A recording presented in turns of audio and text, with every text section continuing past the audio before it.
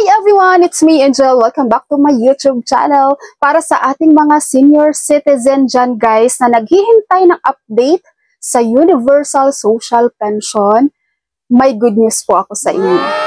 Last week lang guys, di ba nag-upload ako ng video sa update ng Universal Social Pension, and last week po ay approve siya sa House Appropriations Committee.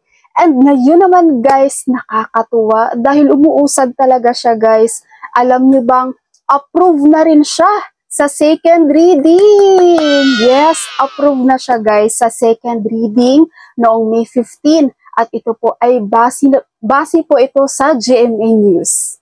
Ang bilis ng usad niya guys dahil pina-urgent po ito ng isang mambabatas. Ayon nga dito guys, inaprubahan ng House of Representatives sa ikalawang pagbasa ang panukalang batas na magbibigay ng Universal Social Pension para sa lahat ng Filipinong senior citizen.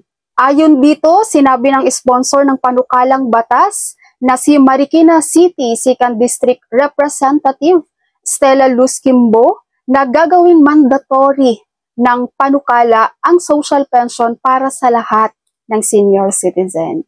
Ang mambabatas na to guys, nanawagan din talaga kay BBM na ipa-urgent po ang bill na to para sa mga senior citizen.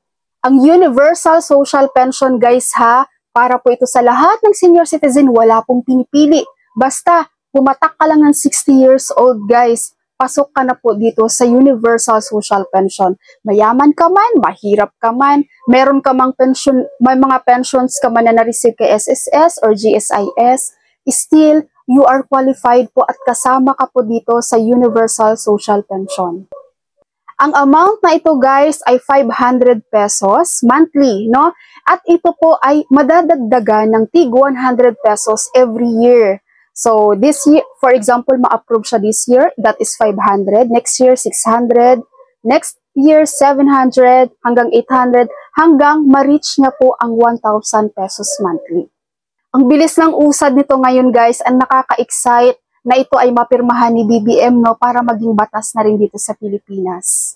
Sana one of these days may makukuha na naman tayong update regarding dito sa Universal Social Pension. So keep tuned in dito sa aking YouTube channel guys dahil magbibigay po ako sa inyo ng updated informations na dapat alam nyo. And of course, dun lang tayo lagi guys sa legit and bawal po ang fake news dito sa aking channel. Thank you so much for watching everyone. God bless you po.